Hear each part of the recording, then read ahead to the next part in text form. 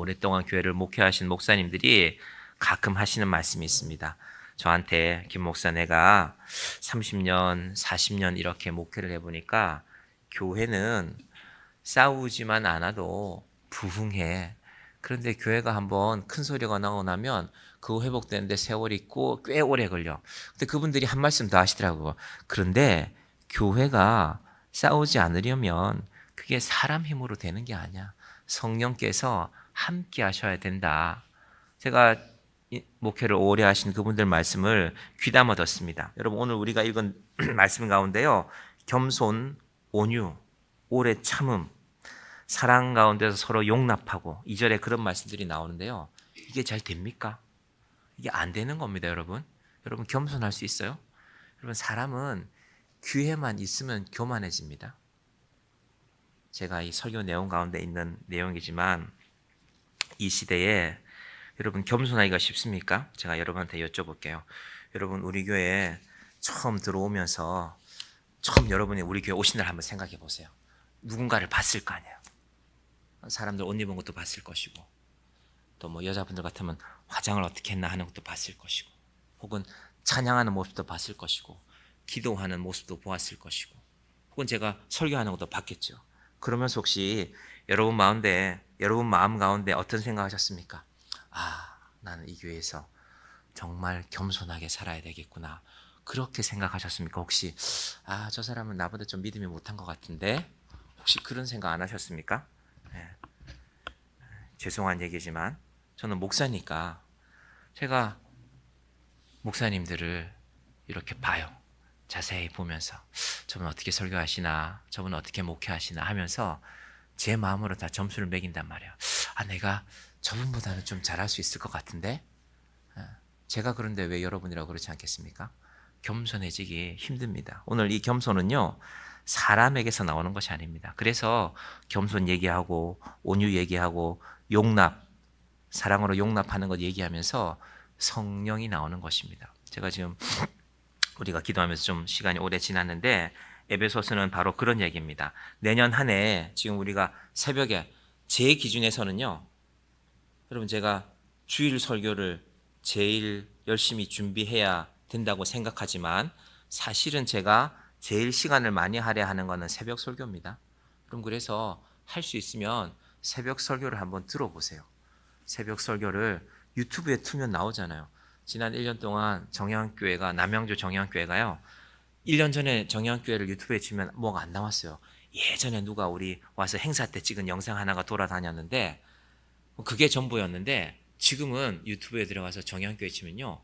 많은 영상이 나옵니다. 우리 간사님이 열심히 올려주고 계셔서 이 광주에 가면 전라도 광주에 가면 정향교회가 있어요. 제가 기회가 되면 한 번은 가보고 싶어요. 이분 어떻게 해서 이런 이름을 지었을까? 저하고 같은 의미일 것 같은데 그 교회는 오래전부터 유튜브 했거든요. 그래서 우리보다 영상이 훨씬 많았는데 최근에 가서 쳐보면요. 남양교 정향교회가 훨씬 많이 떠요. 구글에서 쳐보면은. 무슨 얘기 하다가 이렇게 됐죠? 자, 새벽 설교. 그렇죠. 한번 들어보세요. 제가 가능하면 20분 안에 설교를 마치려고. 그래서 원고를 계속 짧게 이렇게 하려고 했습니다. 그러면 앞에 기도하는 거, 찬양하는 거 5분 빼면 15분은 들으실 수 있잖아요. 그죠? 그래서 제가 내년 한 해도 로마서부터 이제 시작됐단 말입니다. 로마서 1장이 시작됐어요. 로마서, 앳빌, 골몬, 옥중서실을 아마 계속해 나갈 것입니다. 수준이 높아요. 다른 성경에 비해서. 다른 성경의 수준이 낮다는 게 아니라 다른 성경이 잘 정돈되어져 있어야 이 말씀들을 알 수 있습니다. 옥중송신, 그 중에서 이제 에베소서인데요. 몇 월에 할지는 모르겠지만요. 이 에베소서는 한마디로 말하면 교회에 대해서 말하는 것입니다. 교회란 도대체 뭐냐? 여러분 지금 합동분향소가 설치돼서 많은 분들이 조문하고 그렇게 할 것입니다. 대체로 지역이 전남이 제일 많고 그 다음에 전북 또 수도권에도 사망자들이 있던데 안산에서 세월호 사건이 있었을 때 안산 단원고등학교 선생님 하셨던 분의 얘기를 한번 들어본 적이 있습니다. 3년 동안 장례식을 하는 것 같았대요. 자기가 안산에 근무하는 학교 선생님인데 장례식은 끝났잖아요. 한 한 달 반, 두 달 반 만에 끝났지만요. 자기 마음은 그분이 안산 단원고등학교 3년을 근무하고 다른 학교로 갔는데 3년 동안 장례식 하는 것 같았대요. 아마 그 슬픔이 있을 것입니다. 그 슬픔을 누가 대신해 주겠습니까? 전남 영암의 한 마을에는 다 해봐야 마을 사람 50명도 되지 않는데 한 집 식구 9명이 장례식을 했단 말입니다. 그 마을의 유일한 애가 5살 아이였는데 그 5살 아이 학교 가면 가방 사주려고 마을 사람들이 돈을 모으고 있었대요. 마을 사람들이. 우리 마을의 유일한 애니까, 동네 나가면 안녕하세요라고 인사하는 유일한 애니까. 누가 위로를 할 수 있겠습니까? 여러분, 하나님 말고는 위로할 수가 없습니다. 왜 하나님이 위로가 가능할까? 아들을 주신 분이기 때문에 그게 가능합니다. 그럼 연세 많으신 분들 자식들을 먼저 보내잖아요. 그 마음은 아무도 모르잖아요. 부모님 연세가 80, 90이 되면 자녀들도 노인이 되거든요. 그래서 우리나라는 자녀가 65세 이상 되면 이 뭐라 그러나요? 그 부모님들을 정부에서 돕는 게 있다면서요. 제가 정확한 명칭은 모르겠지만, 그러니까 이제 당신도 노인이 됐으니까 당신 부모님 우리가 좀 더 많이 도울게. 우리 사회복지에 그런 내용들이 있습니다. 자, 그래서 교회가 중요합니다. 하나님 말고는 위로할 수가 없으니까. 에베소서는 한마디로 말하면 교회론입니다. 1장, 2장, 3장은요. 교회란 무엇인가? 여러분, 교회는 뭡니까? 교회는 예배 잘 드려야 돼. 맞는 말이죠. 교회는 선교 안 하면 교회도 아니야. 그것도 맞는 말입니다. 교회는 다음 세대를 위한 교육이 다양하게 준비돼야 돼. 유아부도 있어야 되고 유치부도 있어야 되고 쉽지 않죠. 그 말도 틀리지 않습니다. 근데 그렇게 할 수 있는 교회가 다 있지는 않습니다. 그럼 그건 정답이 아닐 거예요. 교회는 성경 공부 열심히 해야 돼. 틀린 말 아니죠. 근데 성경 공부만 열심히 했는데 성경 말씀에 아무런 실천이 없으면 이게 교회인가? 라고 싶기도 하죠. 어떤 분은 교회는 사랑이 많아야 돼. 사랑이 넘쳐야 돼. 사랑이 넘쳐야 되지만 교회는 또 질서도 있어야 됩니다. 제가 말씀드렸죠. 어느 교회가 한 목사님이 개척하시고 6.25 때 개척하셔서 한 40년 가까이 점심 때 국수만 먹었어요. 그때는 국수가 이렇게 제일 쌌고 또 배부르게 먹을 수 있는 싼 음식이었으니까. 근데 90년대 들어서 이제 사람들이 성가대가 특히 국수만 먹으면 성가대 연습하고 나면 배가 고파니까 어떻게 싸웠다 그랬어요? 국수파와 밥파로 싸웠다니까요. 한쪽에는 국수만 삶아 먹고 한쪽에는 밥해서 먹고 그러다가 교회가 두 동강이 났어요. 도봉구에 있는 교회예요. 지금 두 곳에서 예배드리고 있어요. 나는 지가 꽤 오래됐습니다. 자, 그러면 교회를 국수와 밥으로 나눌 수는 없잖아요. 잘 생각해 보세요. 여러분, 내년 한 해 동안은 교회란 도대체 무엇일까를 잘 정리해 보시기 바랍니다. 제가 표를 함께 울고 함께 웃는 교회. 여러분 달력 안 받으신 분들 오늘 꼭 가져가세요. 교회가 함께 웃을 수 있어야 되고 함께 울 수 있어야 됩니다. 함께 우는 것이 쉬울까요? 함께 웃는 것이 쉬울까요? 곰곰이 생각해 보면요. 함께 웃는 게 더 어려울 수 있습니다. 함께 우는 거는 슬픔이 있으면 나눌 수가 있는데 함께 웃으려면요. 시기, 질투, 미움, 다툼이 없어야 되거든요. 그래서 우리는 함께 울 줄도 알고 함께 웃을 수도 있는 교회가 되기를 바랍니다. 자, 에베소서 1장, 2장, 3장은 그냥 이런 말씀들이 중요해요. 1장에는요. 이게 에베소서 1장, 2장, 3장은요. 신앙을 말하고 4장, 5장, 6장은 생활을 말해요. 그래서 우리가 신앙 생활 하십니까? 라고 물으면 수준 높은 질문이라고 말했잖아요. 성경도 알고 성경대로 사는 사람들을 신앙생활 하십니까? 에베소 1장은 듣기 마십시오. 오늘은 찾기에는 시간이 없으니까 창세 전에 예수 그리스도로 말미암아 교회가 국수하고 밥 이런 게 아니라 세상이 생기기도 전에 하나님께서 예수 그리스도로 말미암아 교회를 세울 것을 계획하셨다. 설계하셨다. 디자인하셨다. 어떤 말도 괜찮습니다. 교회가 하나님 마음속에 있었다는 겁니다. 여러분 교회는 그렇습니다. 그래서 교회를 함부로 생각하시면 안 돼요. 교회 와서 함부로 큰 소리 내시면 안 돼요. 내가 얼마나 잘난 사람인데 내가 국회의원인데 내가 대통령인데 교회 와서는 큰 소리 치면 안 됩니다. 아무리 자기가 대통령이라도 하나님께서 계획하신 곳이기 때문에 그렇습니다. 그런데 그 교회가 어떻게 됐을까? 에베소서 2장에 가보면요. 세상 풍조라는 말이 나옵니다. 세상 풍조. 교회가 세상 풍조를 따르기 시작했어요. 교회가 세상 질서를 따라가기 시작했어요. 그래서 교회가 허물어지기 시작했어요. 바울이 그러지 말자는 것입니다. 세 번째 3장에는요. 교회는 그리스도의 계시의 비밀이 있는 곳이다. 여러분, 그래서 교회는 아무리 밖에서 교회는 이렇다 저렇다 해도요, 들어와서 예배 드려보고 말씀도 들어보고 성령이 무엇인지도 알고 그래야 교회를 아는 것입니다. 자, 이런 얘기를 오래 할 수는 없고, 자, 4장부터는요, 이제 이 교회가 그러면은 어떻게 해야 교회답게 사는 것인가 얘기를 합니다. 내년도 제가 몇 월 달에 할지는 모르겠지만 잘 들어보시기를 바랍니다. 여러분, 교회를 알지 못하면, 하나님을 알지 못하면 우리는 영원히 세상의 질서를 살아갑니다. 세상의 질서 가운데 제일 흐름을 바꿀 수 없는 게요, 인과응보입니다. 그래도 이재명은 안 돼 라는 말이나 어쨌든 윤석열은 쫓아내야 돼, 이거 둘 다 인과응보입니다. 여러분, 그 둘 다 교회 안에 갖고 들어오지 마시기 바랍니다. 여러분이 누구를 지지해도 상관없습니다. 제가 오늘은 이 얘기를 길게 안 하겠지만 지금 우리나라에 나타나는 교회가 정치에 참여하는 건요, 철저하게 미국의 누군가를 닮아가는 것입니다. 뭐 여러 사람 언급할 필요는 없지만, 여러분, 특히 이런 시국에 일본 비행기 사고가 하나님의 재앙이다 이런 소리 하는 사람들, 전광훈 이런 사람 같은 사람들 사라져야 됩니다. 그 사람 우리 유튜브 봤으면 좋겠습니다. 그 사람 목사 아닙니다. 정식 과정을 거치고 공부한 적이 없습니다. 어디에도 그 기록이 남아있지 않습니다. 자기 교단에서 쫓겨난 사람입니다. 그래서 교단을 만들었어요. 그런 사람을 목사로 인정하면 안 됩니다. 제가 인천에 무슨 목사 얘기했죠. 이름도 기억 안 나는데 정동수 이런 사람도 비슷한 얘기 하는데 그러면 안 됩니다. 저는 그 사람을 인하대학에서 좀 쫓아냈으면 좋겠습니다. 이런 시국에 그런 말을 하면 그 사람들 교회로는 사람이 몰려들 수 있어요. 왜? 그게 맞다고 생각하는 사람은, 소수의 사람은. 그런데 다른 교회는 죽는 것입니다. 여러분, 정신을 바로 차리고 말씀을 바로 들으시기 바랍니다. 제가 지금 뭐 민주당이 맞다, 국민의힘이 맞다 그런 얘기를 하는 게 아닙니다. 자, 우리는 아무도 하나님의 이 계획을 알지를 못했어요. 하나님이 교회를 어떻게 세울 것인지. 하나님의 계획이 뭡니까? 아들을 죽여서 세우는 겁니다. 여러분, 어떤 일 계획하시면서 내 아들을 죽여서 일을 해야지 무슨 그런 계획하는 분 있습니까? 미친 거 아닙니까? 하나님이 그런 계획을 하셨다니까요. 그래서 우리가 어떻게 해야 되느냐? 겸손해야 돼. 하나님 미쳤다는 말 아닙니다. 또 어디 가서 그러지 마시고. 그러면 정광훈하고 똑같은 사람 되니까. 겸손이 어디서 나오는가? 거기서 나오는 겁니다. 하나님이 정말 나를 위해서 그분의 아들을 죽이신 것이 확실하니까 우리는 겸손할 수밖에 없습니다. 내년 한 해 동안 우리가 이 겸손을 가지신 분들이 되시기를 바랍니다. 여러분, 온유는 뭘까요? 온유는 뭐 그럴듯하게 착하게 부드럽게 말하면 온유입니까? 온유는 내가 힘을 쓸 수 있지만 그러나 하나님을 생각하면서 그 사람을 생각하면서 그 힘을 쓰지 않는 것입니다.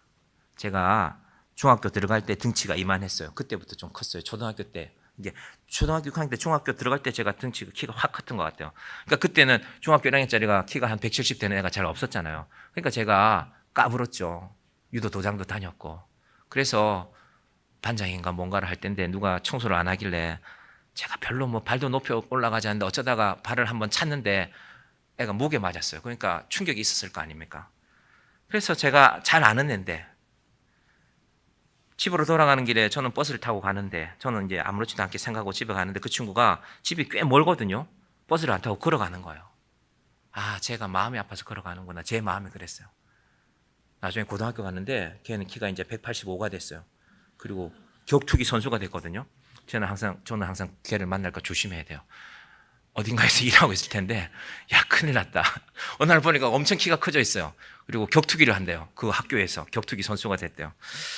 근데 걔가 저를 안 때리는 거 보면 얼마나 착하는지 모릅니다. 여러분, 겸손이랑 이 온유라는 게요, 그냥 되지 않습니다. 내가 힘을 쓸 수 있지만 하나님이 나를 분명히 벌어야 되지만 그분이 벌하지 않잖아요. 여러분, 지난 한 해 동안 살면서 그런 순간들이 얼마나 많았습니까? 아, 하나님이 나를 벌어야 될 것 같은데 하나님이 참으시는구나. 하나님이 나를 향해서 참는 게 분명하기 때문에 우리는 온유해야 되는 것입니다. 겸손과 온유 두 가지 말씀드렸습니다.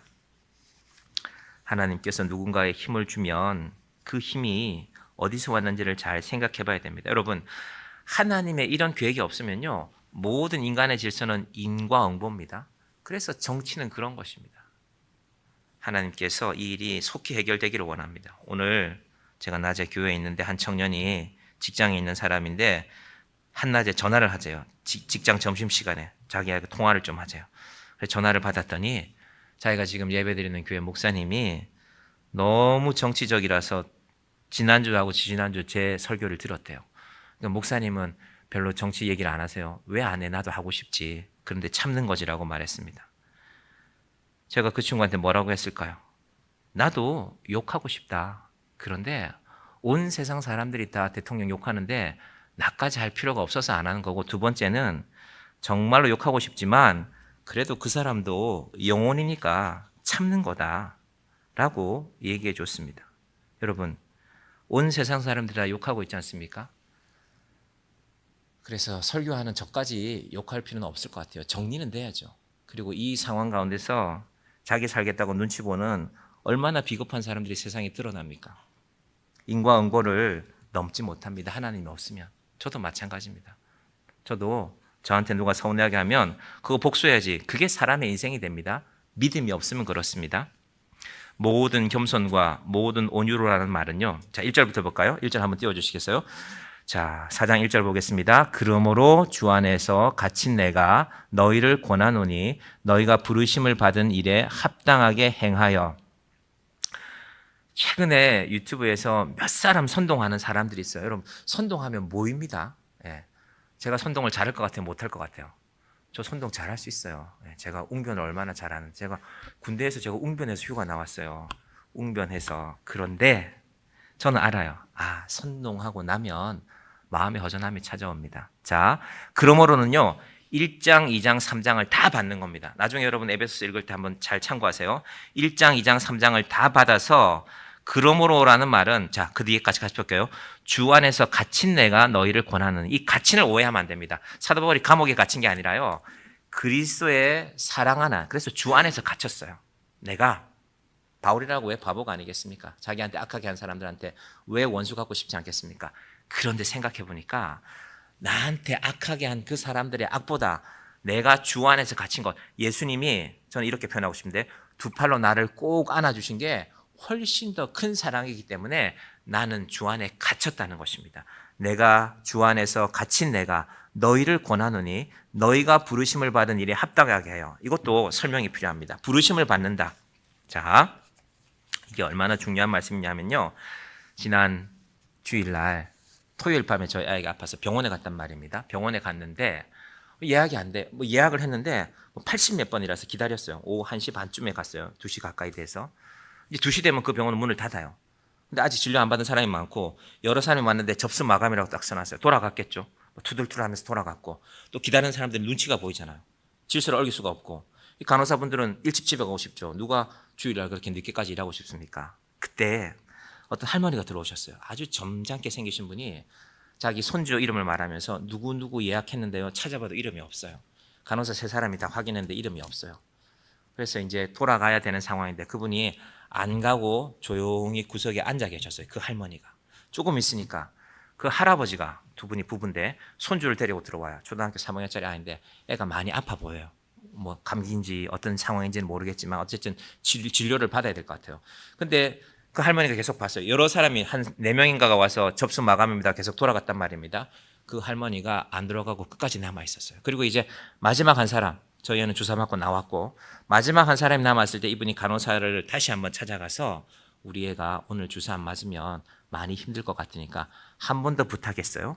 그래서 그 간호사 선생님이 다시 의사 선생님께 부탁해서 의사가 마지막으로 불렀어요. 의사가 안 부르고 요즘 기계가 부르잖아요. 누구 들어오세요. 그 할머니가 표정이 환해졌어요. 그럼 병원에 가서 감기 주사 하나 맞는 것도요, 이름을 안 부르면 들어가지 못합니다. 여러분, 의사가 안 부르는데 들어갈 수 있어요?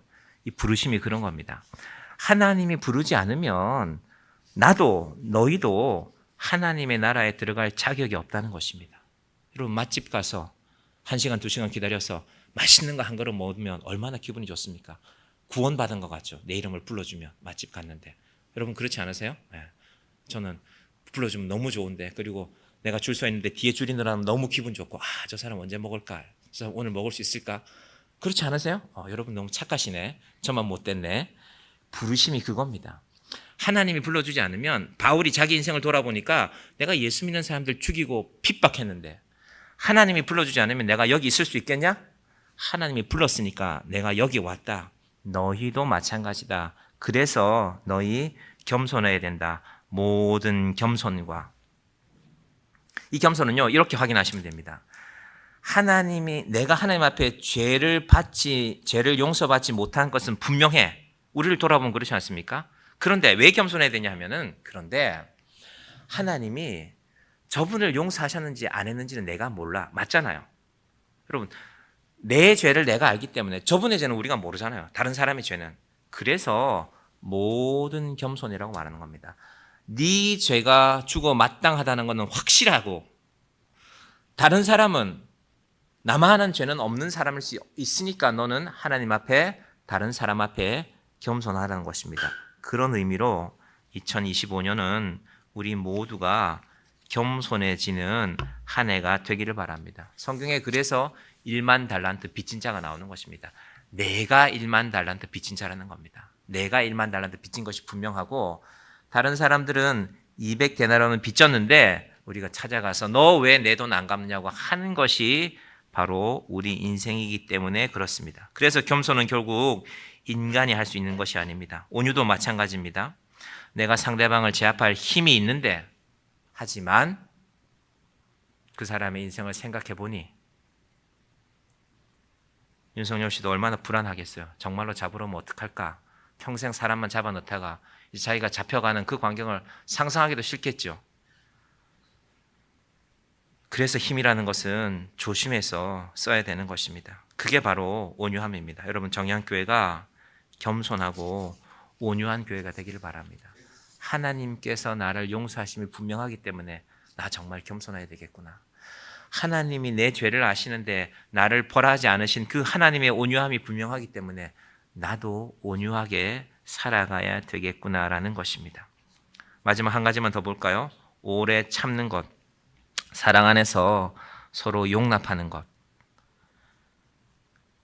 제가 청년부 할 때 이제 제가 9월 달에 갔단 말입니다. 사는 교회를 9월 달에 그만두고 10월 달에 가서 이제 11월 달에 내년도 조편성을 해야 돼요.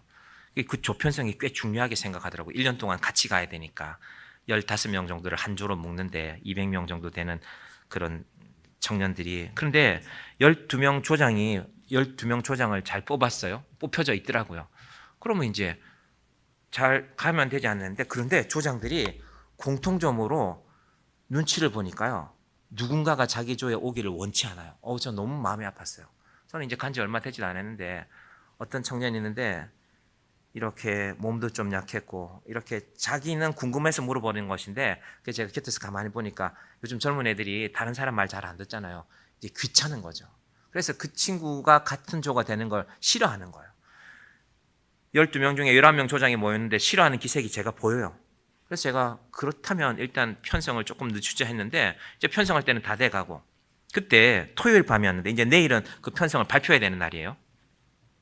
해외 출장을 갔던 한 자매가 왔어요. 토요일 밤에 11시쯤 공항에 도착했다고 전화가 왔어요. 그래서 혹시 목사님 누구가 조편성이 되지 않았으면, 이 친구가 조장이거든요, 제 조에 넣어주세요라고 하더라고요. 전 예수님 맞는 것 같았어요.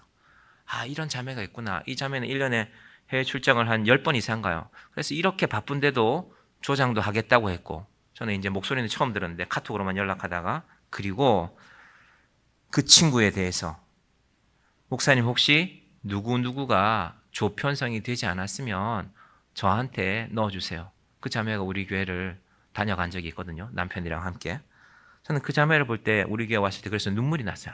그때 그 자매가 그런 자매였지. 자기라고 왜 힘들지 않겠습니까? 여러분, 교회는 그렇게 세워져 가는 것입니다. 부르심에 합당하게. 하나님이 우리를 부르실 의무가 없습니다. 하나님은. 그런데 우리를 부르셨습니다. 구원하시려고. 예수님을 희생하셔서. 근데 우리에게는 이것들을 감당할 능력이 안 됩니다. 그래서 성령이 등장하는 겁니다. 4절 볼까요? 몸이 하나요 성령도 한 분이시니 이와 같이 너희가 부르심의 한 소망 안에서 부르심을 받았느니라. 하나 되는 게 힘들죠. 근데 여러분, 몸을 생각해 보세요. 제가 지금 배가 좀 고프네요. 하여튼 아까 제가 저녁을 6시쯤 먹었는데, 내가 배가 고픈데, 배는 고픈데 손가락이 싫은 거예요.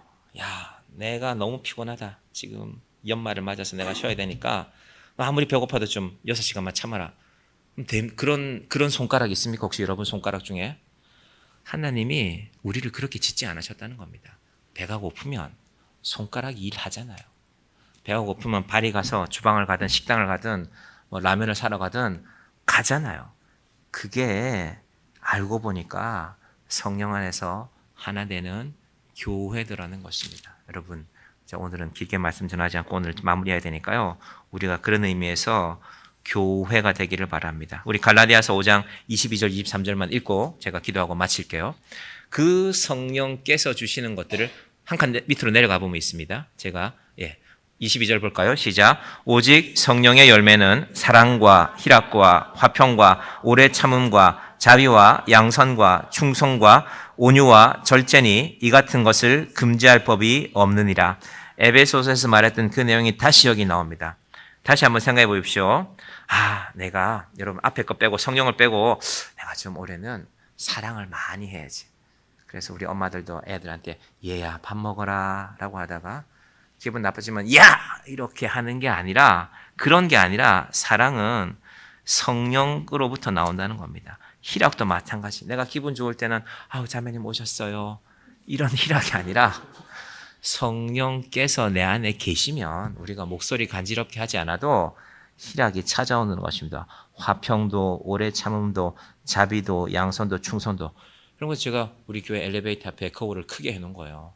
쳐다보시라고. 내가 지금 어떤 표정인지 계단에도 거울 만들어 놔야 되겠네요. 성령으로 바꾸시라고. 저도 마찬가지입니다. 온유와 절제니 이 같은 것을 성령이 오면 이렇게 된다는 거예요. 내가 싫어도. 2025년 한 해 동안 이 성령의 은혜를 받는 우리가 되기를 바랍니다. 여러분 우리가 지금까지 30년, 40년, 50년, 60년 살아왔는데 내가 이만큼 살았는데 뭐 바뀌겠어요? 그러지 마시고 우리가 살아있으니까 여러분 돌아가셨으면 제가 이런 얘기 할 필요 없잖아요.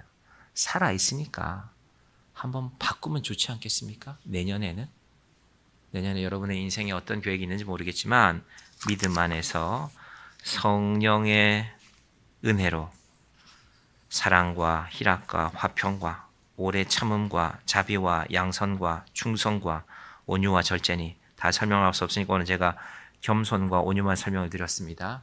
겸손. 하나님이 나를 용서해 주신 것이 분명하니까 내 죄가 너무나 크다는 것을 내가 아니까 나는 겸손할 수밖에 없구나. 온유. 하나님이 능력이 있으신 분인데 내 죄를 아시는데도 나를 치지 않으시는구나. 나도 누군가에게 그런 인생을 살아보아야 되겠구나. 저와 여러분에게 이 겸손과 이 온유가 성령 안에서 함께하는 2025년이 되기를 주님의 이름으로 간절히 축원드립니다.